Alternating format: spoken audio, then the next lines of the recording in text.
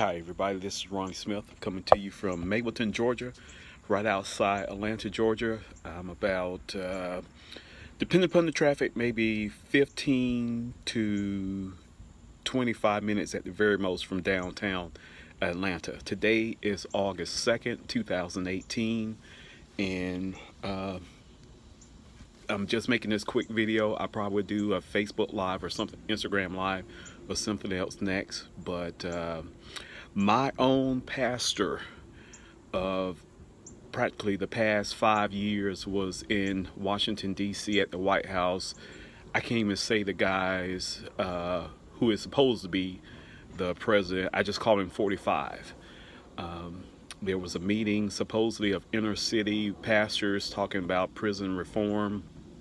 And bottom line, there have been too many relationships severed.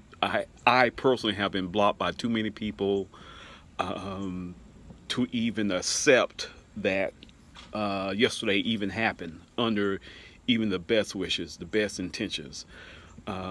As many of you know, I've played soccer for the past 8 years, March 2010. I've coached soccer. And my first thought, I'm trying to justify it. I'm thinking, okay, this is a yellow card, but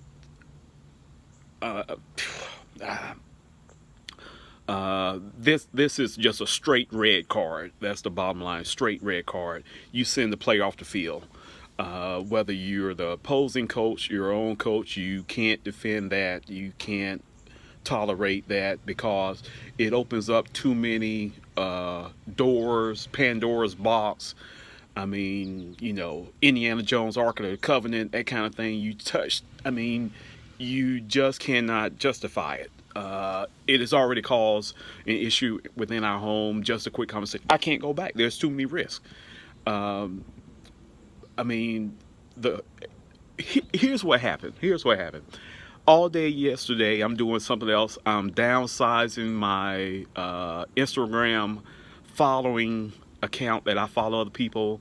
I found a way how to do it better, you know, streamline my numbers. And so I'm doing other things throughout the day. I don't hear anything about this meeting in DC whatsoever yesterday.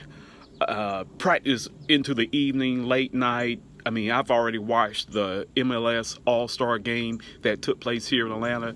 You know, penalty kicks, all that. You know, enjoyed the game for whatever you can count it worth. Atlanta's, you know, unite and conquer. Okay. Then I see the post, and I see Pastor John Gray supposedly doing the prayer. Okay. And the first thing that comes out of his mouth was something about you have to be at the table argument, okay? Or defense. I call it a caveat. Anytime you have to go down that path, you have already discredited everything else you could say. And then, you know, there's Pastor Darrell Scott, I think, out of Ohio. Hey, you've already made your bed. We already know about you, okay? And then one of my pastor friends, preaching friends, you know, I've known him even before being called into the ministry, asked me about my own pastor. And I'm like, you know, I'm thinking it was a joke. I mean, I'm literally thinking it's a joke. It's a joke because I'm like, okay, nowhere in the world. Because everything I saw at that point, I started searching Facebook, you know, I'm seeing still shots. And then I run across ABC News doing a pull-out, camera angle getting wide. And at first I thought it was 2 seats down, but 3 seats down was my own pastor of practically the past 5 years. And this preacher is the most intelligent, humble pastor that I know. The most intelligent, can speak Spanish fluently, travels the world, hair care products, everything. And I'm like, no, you know, this was practically the Florida Evans damn moment of the past 28 years. Just say ever since I've been living here in Atlanta. Hey, I'm wearing my Kappa shirt. You know, I'm supporting my fraternity brother Kaepernick, Colin Kaepernick, take a knee, everything. We saw no, there are no signs whatsoever that our own pastor would have been in such a meeting ever, ever. You know, we didn't run to the church. We're not church hopping people. I've pastored myself. Here's what was so funny. There are pastors and preachers lining up trying to create a black conservative industry circuit just to get on these game shows. I mean, yeah, it is a game show. Fox News is a cartoon game show. Trying to do all these things just to get on the end path, to get more speaking fees, whatever, okay? They were lining up. I already know one pastor who, and I made the post or the comment after the post saying, okay, I know other preachers who would have loved to been in the room just to coon, because one, there's small four fingers of things. You got money, sex, power, and somebody's food. You don't mess with any of those four of somebody else.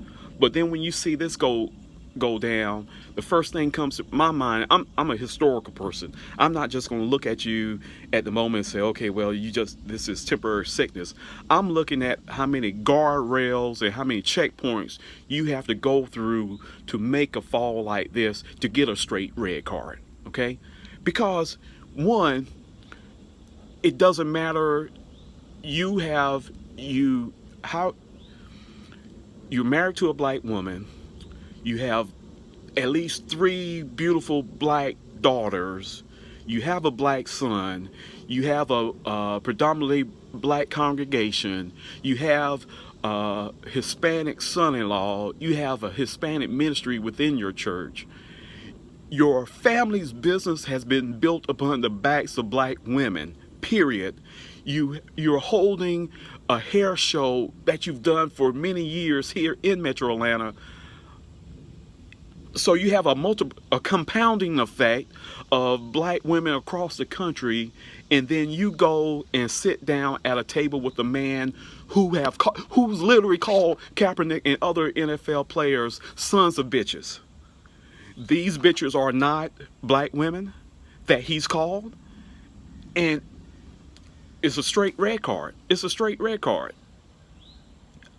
I cannot imagine how you cannot wiggle around that many members, that many people on your staff, that many people in the choir, the whole church. We love the church.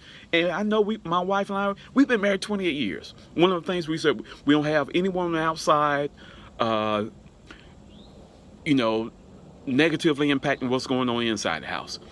That's our second rule. First rule, keep God first. I mean, we've had to grow. We had to leave church. We're led out of churches. Maybe 3. Probably this is the 4th church we have had to leave. I had to stop pastoring short after my mom passed. It was just too much. We had a newborn daughter. 9 days later, it was too much. And I'm like, okay, do I have to go right back into pastoring? You know, it felt so, the pain was so intense. I literally started looking around the room like, bruh, I'm thinking my house is bugged. I'm thinking it's a practical joke, just because everything that went down that said, okay, you have to be willing for your own garbage, your secret closet to become made public, whatever. And then I'm like, hey, okay, here's my I have an MBA in finance. My major is math. My net worth is too low to be following somebody cooning at the back of my people and at the back of black women. We are here in Georgia. We have the chance to have the first black African-American black woman governor in the United States. And to see this go down, hey, I'm gonna have to finish it on Facebook Live, Instagram, and all that kind of stuff, because I can't. I mean, there are too many risks. There's a physical risk. I'm not going to expose my family to that. I can't do it. I just can't. Ronnie Smith saying, hope you have a blessed day. Goodbye.